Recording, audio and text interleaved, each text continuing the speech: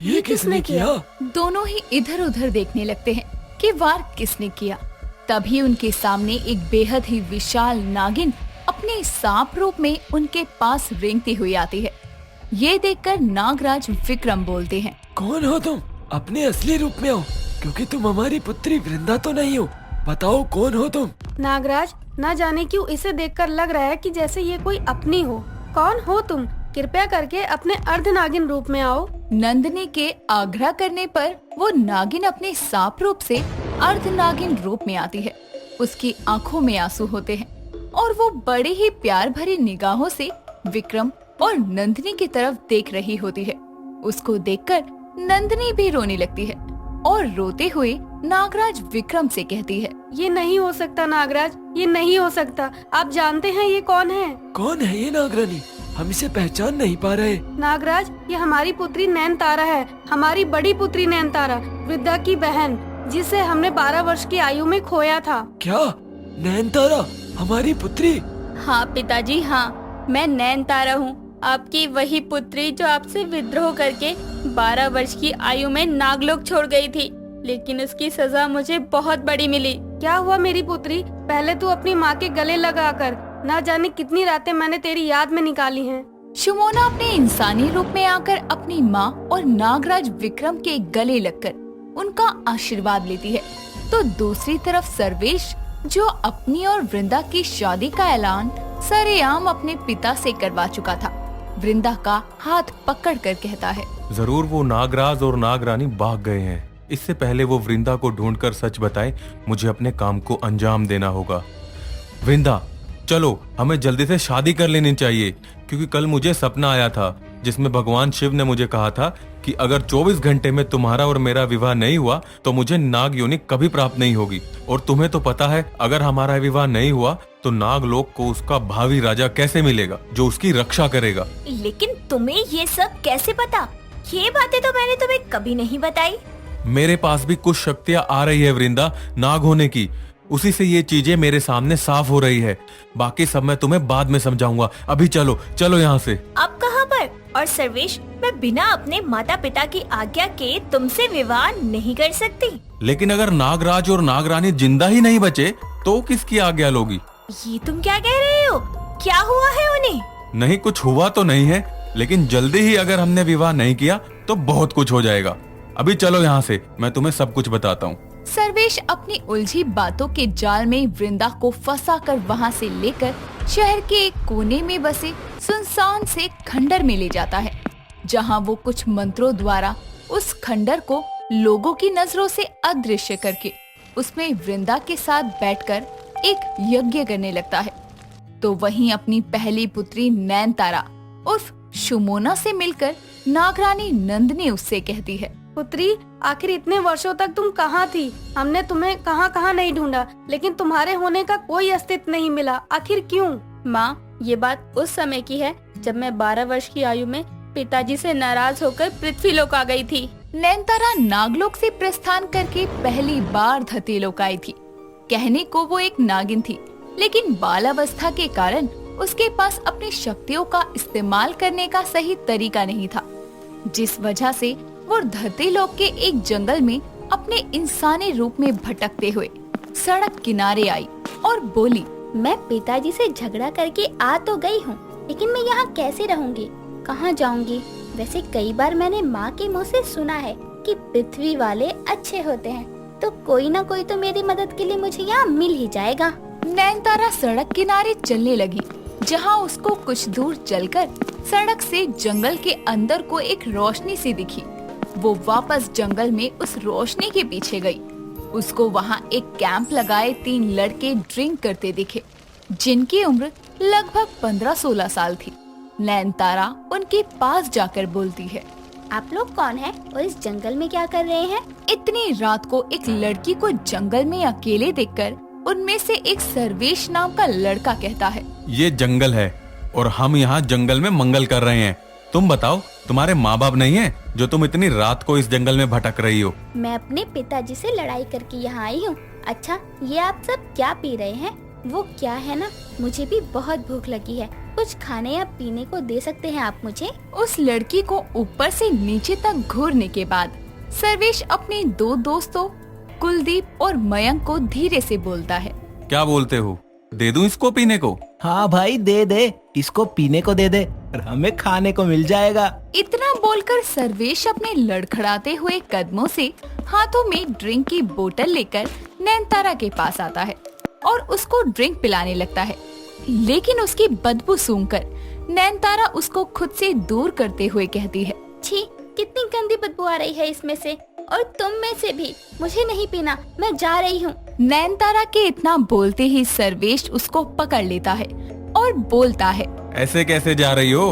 हमारे हाथ आया शिकार हम छोड़ते नहीं हैं। ये लो पियो इसे। सर्वेश नैनतारा को जबरदस्ती ड्रिंक पिला देता है, जिसके बाद वो नशे में झूमने लगती है और उसका फायदा उठाकर सर्वेश और उसके दोनों दोस्त नैनतारा के साथ जबरदस्ती करते हैं। कुछ देर में जब वो लोग उसको ऐसे ही बुरी हालत में छोड़कर जाने लगते हैं, तो नैनतारा अपनी दर्द भरी आवाज में कहती है, तुम जानते नहीं हो तुमने किसके साथ बुरा किया है।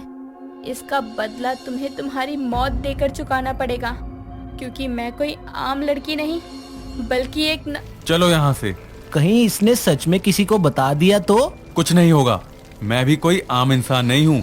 मेरा बाप पॉलिटिक्स में है, बड़े से बड़े इल्जाम से मुझे बचा लेगा। और वैसे भी इसे क्या पता मैं कौन हूँ, इसलिए चलो यहाँ से। सर्वेश और उसके दोस्त नैनतारा के साथ दुष्कर्म करके उसको उसी हालत में छोड़कर चले जाते हैं।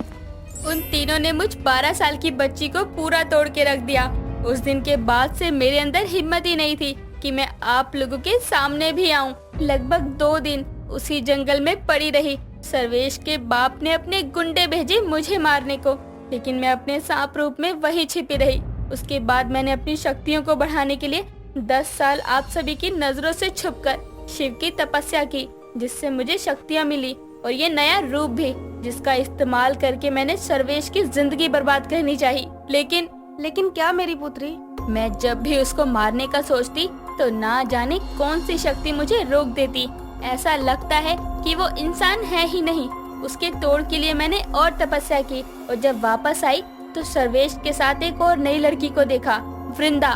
मेरी बेटी, तेरे साथ इतना कुछ हुआ और तूने हमको भनक भी नहीं लगने दी। तू नहीं जानती, जिस लड़की को तूने उस सर्वेश के साथ देखा वो तेरी ही छोटी बहन है, वृंदा। क्या?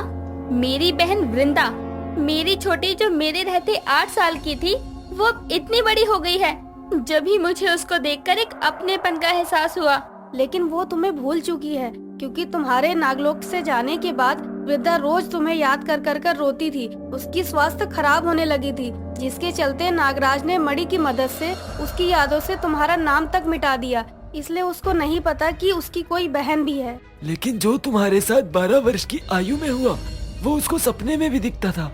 हमें तो लगा वो उसका वहम है, लेकिन आज पता लगा अपनी बहन से इतना मोह था उसका कि तुम्हारे साथ हो रही गलत घटना उसके सपनों में कैद हो गई। तो पिताजी, वो पृथ्वीलोक क्यों आई और सर्वेश से क्यों मिली? आखिर क्यों? मैं बताती हूँ तुम्हें सब कुछ। नागरानी नंदिनी शिव की भविष्यवाणी से लेकर अब तक का सारा सच शुमोना को बताती है।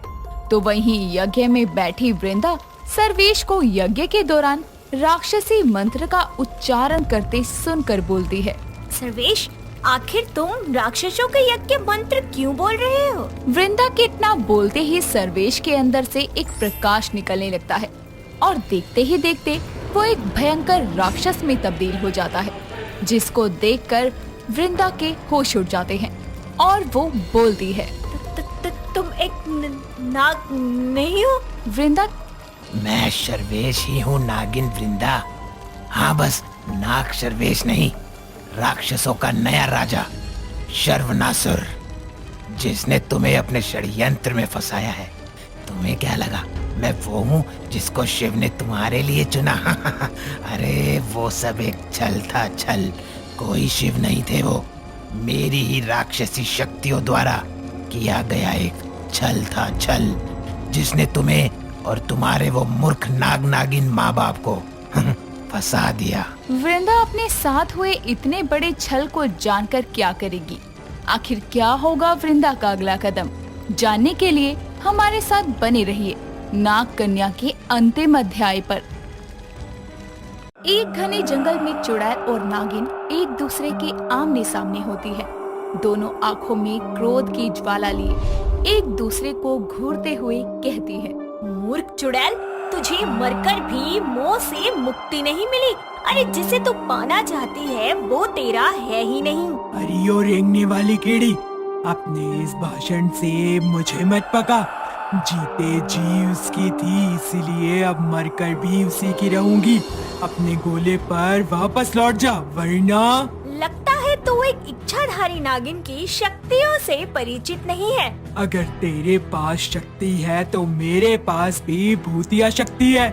मुझसे टकराकर तो खुद ही पछताएगी। आखिर एक चुड़ैल और नागिन के बीच ये घमासान क्यों हो रहा है? क्यों वो एक दूसरे को ललकार रही हैं? रुक करते हैं कहानी की शुरुआत की तरफ। शिवाली नागलोक की प्यारी और चुलबुली नागकन्या थी, जिसकी सुंदरता किसी अप्सरा समान थी। शिव की भक्ति में लीन रहने वाली शिवाली अपने नागिन रूप से ज्यादा अपने इच्छाधारी इंसानी रूप को पसंद किया करती थी। हालांकि वो पृथ्वी लोक पर अब तक नहीं गई थी, फिर भी इंसानों का रूप धारण कर वो अत्यंत प्रसन्न रहा करती थी। एक रोज जब वो शिव की प्रतिमा के सामने बैठी प्रार्थना कर रही होती है, तभी उसकी सखी वैशाली वहाँ आती है और शिव प्रतिमा के सामने खड़ी होकर शिवाली को आशीर्वाद देते हुए कहती है, हम तुम्हारी भक्ति से प्रसन्न हुए बालिका, बस करो, क्यों हमारे ही मंत्रों से हमारे कानों को छलनी कर रही हो? विशाली सपोली, तू भी ना, क्या है, क्यों मेरी प्रार्थना में रुकावट बन रही है? चल जा यहाँ से। सपोली होगी तेरी सास, बस कर, इच्छाधारी तो बन गई, अब क्या अप्सरा बनने की इच्छा है तेरी?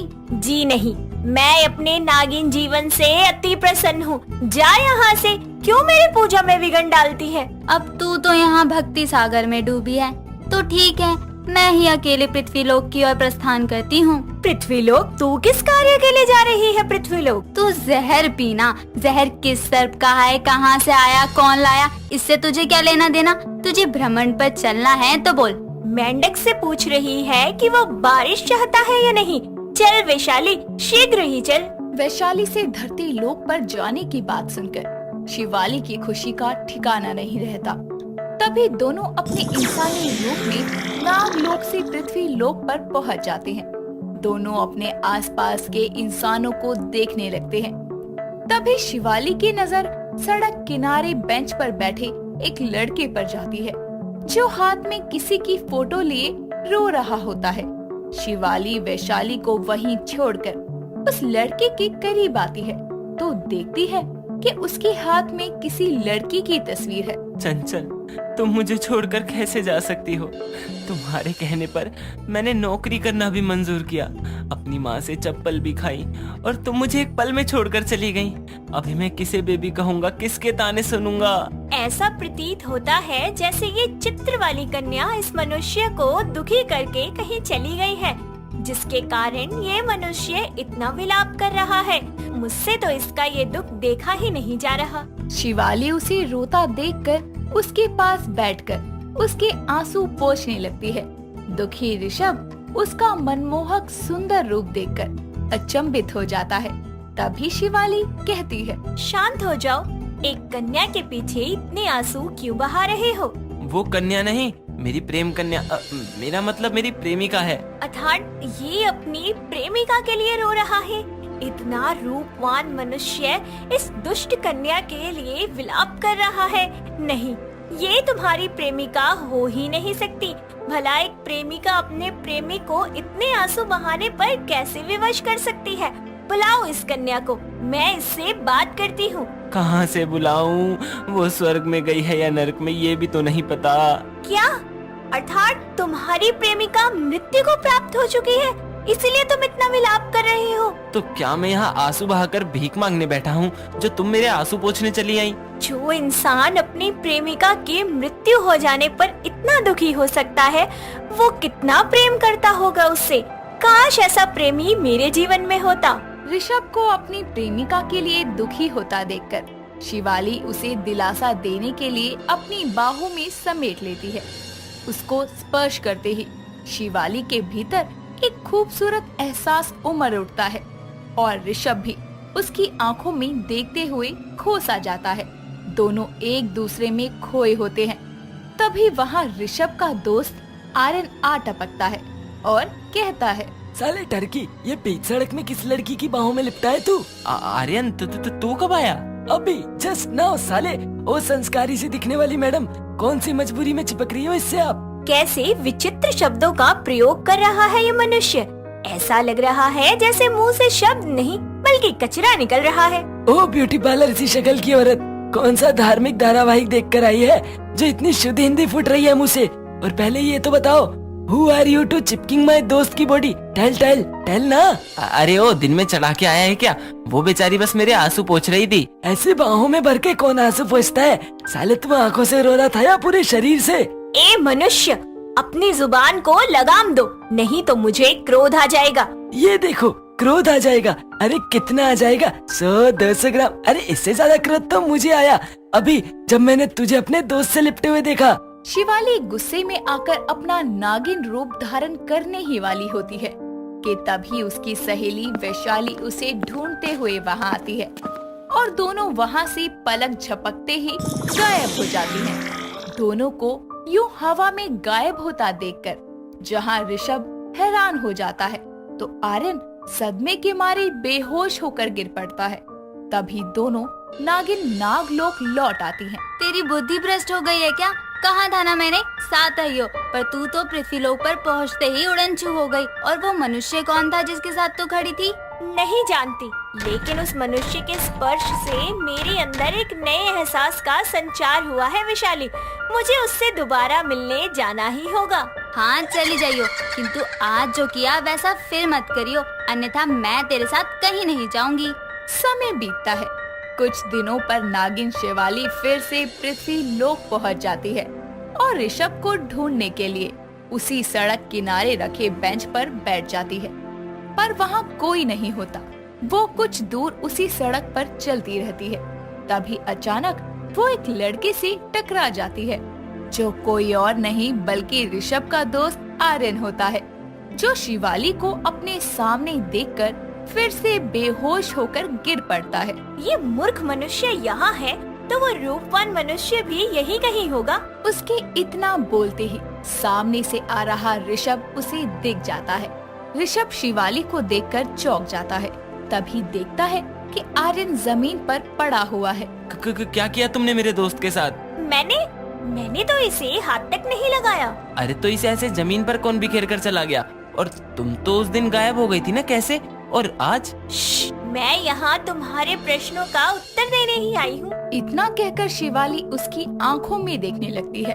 तभी दोनों की बातें होती हैं और शिवाली उसे एक दिन अचानक गायब होने के बारे में झूठी कहानी बताती है और उससे दोबारा मिलने का वादा करके वहाँ से चली जाती है। समय बीतता है। ऐसे ही वो ऋषभ से मिलने पृथ्वी लोक आती रहती थी। अपने प्यार के छोड़ जाने से दुखी ऋषभ को भी उससे मिलकर अच्छा महसूस होने लगा था। दोनों के बीच नजदीकियां बढ़ने लगती है। एक दिन ऋषभ शिवाली का हाथ पकड़कर उसके करीब आकर बोलता है, शिवाली, मुझे लगता है मुझे तुमसे प्यार हो गया है। ये सुनकर शिवाली उसे लेकर वहाँ से गायब हो जाती है और दोनों एक घने जंगल में पहुँच जाते हैं। अचानक से जंगल में आने पर ऋषभ हैरान हो जाता है। तभी शिवाली अपने अर्धनागिन अवतार में आ जाती है। आज तुमने खुलकर मुझसे अपने हृदय की सारी बातें कही है, इसीलिए शांत जगह पर तुम्हें लेकर आई हूँ ताकि तुम्हें एक सच्चाई बता सकूं। और सच्चाई ये है कि मैं एक इच्छाधारी नागिन हूँ, लेकिन मैं तुमसे बहुत प्रेम करने लगी हूँ। मैं कोई सपना तो नहीं देख रहा? तुम एक इच्छाधारी नागिन हो? हाँ, और अगर ये सच जानकर तुम अपने कहे हुए शब्दों को वापस ले लोगे तो मुझे कोई अचंभा नहीं होगा। ऐसा नहीं है शिवाली, मुझे तुमसे प्यार है तो तुम्हारी सच्चाई को मानना जरूरी है। उसकी ये बात सुनकर शिवाली अपने अर्धनागिन अवतार से इंसानी रूप में आकर उसके गले लग जाती है। दोनों एक दूसरे की बाहों में समाये हुए थे। तभी कुछ दूरी पर एक भयानक साया प्रकट होता है जो अपनी डरावनी आवाज में कहता है, जिसके लिए मैं वापस लौटी हूँ वो किसी और की बाहों में लिपटा हुआ है। आखिर ये भयानक साए वाली औरत कौन है और वो किसके लिए वापस लौटी है? क्या वो ऋषभ की बात कर रही है? ये जानेंगे कहानी के अगले भाग में।